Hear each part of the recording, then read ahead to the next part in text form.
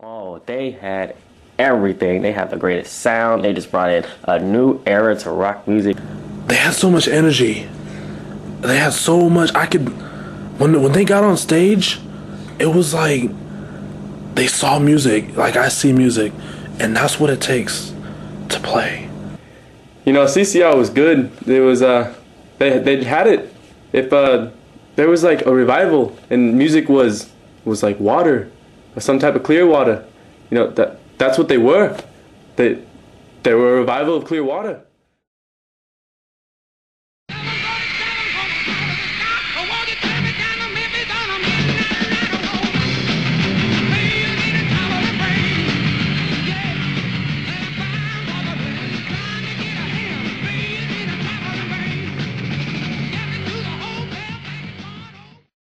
They were a sensational rock and roll band in the late 60s and early 70s. Known for their controversial music and unique style, they hit it big. But the revival didn't start right away. Just like any other band, it started in a garage.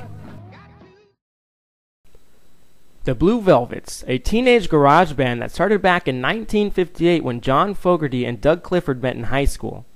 Because of their mutual love for R&B and rock and roll, they hit it off quick.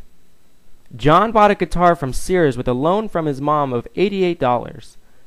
Doug decided to make his own drum set by balancing a used snare drum on a flower pot and used 2 shaved down pull cues as drumsticks. You know, the Blue Velvets, I didn't really know much about them. They were young guys, I know that. I think they were in 9th grade. They weren't that good. I still don't know how they got picked up in the first place, you know, even though they were only there for a month. But good for them, I guess, but like I said, they weren't very good.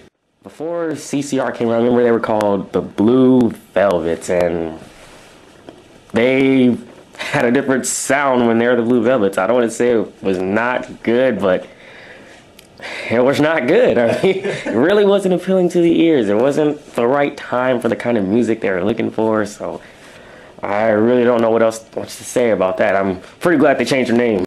Disappointed with the music that they were creating together, they decided to invite Doug's friend Stu Cook, who also loved R&B. In 1961, the Blue Velvets would find themselves hanging around the local recording studio during the weekends, and one weekend, local artist James Powell used them as a backup band in his doo-wop song, Beverly Angel. So, I was at home one day, and James Powell, I call him J Powell, he was a really close friend of mine, calls me up and tells me about this band called the Blue Velvets, and I'm like, the name was already funny enough as it is, Blue Velvets, so I was like, yeah, what's up, J Powell? And he's like, I have this band I'm going to use as a backup for one of my records. And I was like, oh, that's pretty cool. What are they called? And he's like, Blue Velvets. And I'm like, Blue Velvets? Yeah, they're straight out of high school. I'm like, high school? You're going to use some high schoolers as a backup? And I'm like, all right, man, you're the man. You know what to do. And he did it. And the record was actually a success. I didn't think it would happen out of high school. I mean, the Blue Velvets finally had recorded their first song. They were only in 9th grade. After recording a few demos, a record company called Orchestra Records decided to pick them up. After many failed attempts, Orchestra released them and Tommy Fogerty and the Blue Velvets were done. In 1963, a jazz artist named Vince Guaraldi was signed by a local record company called Fantasy Records. John and his friends noticed that Vince had put Fantasy Records on the map and decided to record instrumentals to try to sell them to Guaraldi. The energy of the band actually impressed Max Weiss, the co-founder of Fantasy Records, and he signed them as a rock band. Max Weiss, co-CEO of Fantasy Records.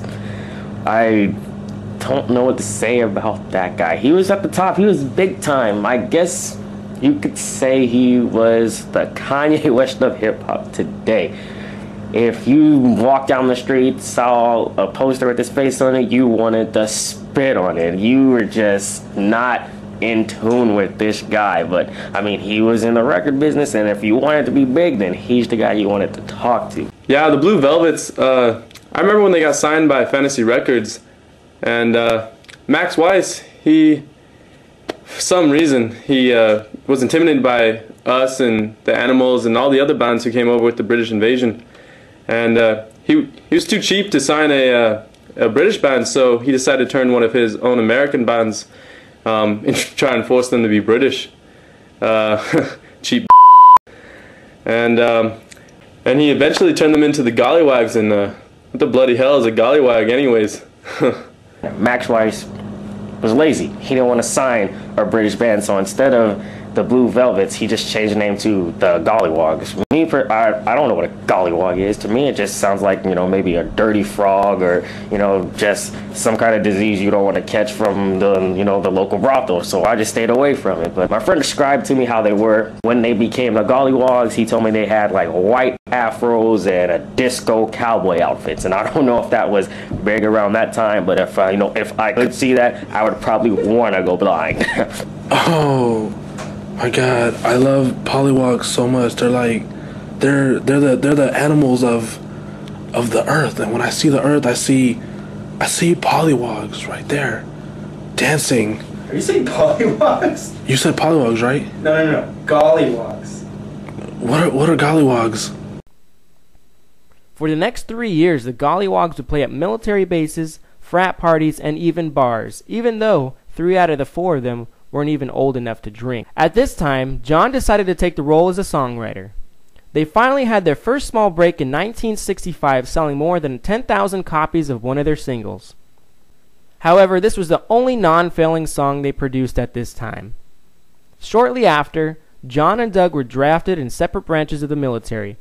They both somehow managed to reach the reserves in their respective branches. In 1967, Saul Zients, a salesman for the company, bought Fantasy Records and decided to keep the Gollywogs because Zients and John had become good friends while John was working there. By this time, Zients asked Fogerty to change his band name once again to get with the times. Here, Creedence Clearwater Revival was born.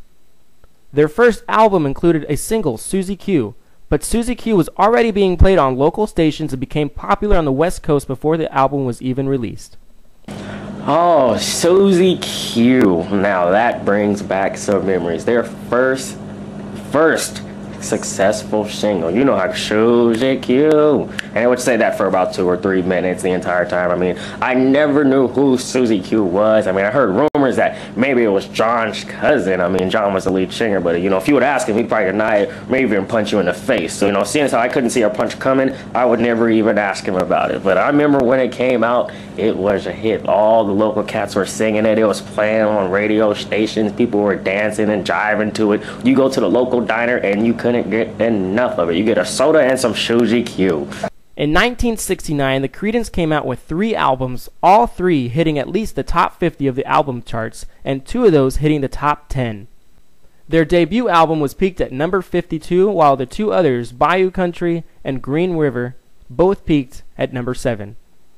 They were now on their way. It was headlined at Woodstock, but by the time that their turn was up, it was close to 3 a.m. and most people had passed out. Woodstock, I remember it like it was yesterday. I don't know when it was though, but I remember it. It was after I got off.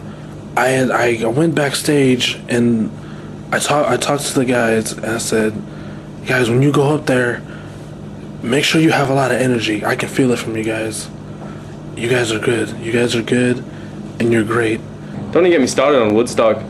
Me and Ringo wanted to go, but Paul didn't want to, and we had an agreement where if we all didn't want to go, then we just wouldn't. And well, anyways, I got a chance to talk to John, not me, Fogerty, and he said he was very disappointed with how his performance went because by the time his band got to go on, everyone was already passed out from either exhaustion, drugs, or who knows what they were doing. Man, I wish I could have been there. In 1970, their Cosmos Factory album peaked at number 1 in both the United States and England, their only record to do so. As a result of the Beatles' breakup in late 1970, CCR became the most successful band in the world. About a year later, CCR was featured on the cover of Rolling Stone magazine, yet only John received an interview. Stu Cook beefed at Rolling Stone, complaining about the lack of respect the band received. So everybody knows Rolling Stone magazine, the who's who. If you're on the cover, then you obviously are making it big time. And I remember they telling me that the Creedence Clearwater Revival was on the cover. I remember that they only interviewed John for the piece, and that kind of upset the other band members, which is understandable because they're a band, they stay together, but it kind of caused a little riffraff. In 1971, Tom Fogerty left CCR, stating he was tired not being able to do what he wanted. You know, after the whole rift with the Rolling Stones magazine and the interview, CCR just really started taking the turn for the worst. Once Tom left, and it just started to crumble. CCR decided to move on without Tom and produced their final record, Mardi Gras, which critics say is the worst album ever produced by a major band. After touring Europe in 1972, Creedence Clearwater Revival had finally called it quits. In the end, CCR had never produced a #1 single on the Billboard charts, but it did produce 5 #2 singles, which was only topped by Elvis and Madonna, with each having 6. John Fogerty started his one-man band in 1973 called the Blue Ridge Rangers, which featured country and gospel songs. His contract was bought by Asylum Records. During his concerts, he was ridiculed for refusing to play CCR songs. Tom Fogerty released a solo album in 1974, but it wasn't very successful. In September of 1990, Tom Fogerty had died of AIDS. Stu and Doug continued to be friends after the breakup of CCR, and in 1995, they formed the Creedence Clearwater Revisited and performed globally. In 1993, CCR was inducted in the Rock and Roll Hall of Fame. People had expected a CCR reunion, and even Tom Fogerty's widow had brought Tom's ashes in an urn. But John Fogerty had refused to perform with his old bandmates. Doug and Stu were barred off stage while John played with Bruce Springsteen and Robbie Robertson. Creedence Clearwater Revival was one of the most successful bands in American history. Even though their career didn't last long, people can still recall many of their favorite tunes.